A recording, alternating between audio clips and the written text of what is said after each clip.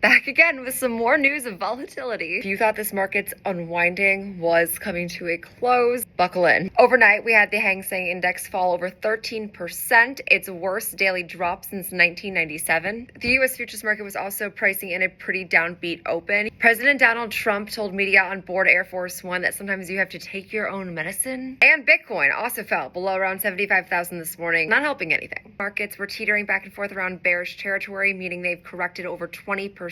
So we opened lower and felt a lot, honestly, like last week. But then just after the clock struck around 10 a.m. Eastern time, equities skyrocketed. Reportedly, one of Trump's advisors said he was considering a 90-day pause on these tariffs. This momentum only lasted very briefly because then we heard reports from the White House that this was fake news. Very Trump season 1 of them. And this caused a huge reversal just as quickly. President Donald Trump, of course, not keeping us on our toes for long, then took to Truth Social, where he then threatened a 50% retaliatory tariff on China by April 9th.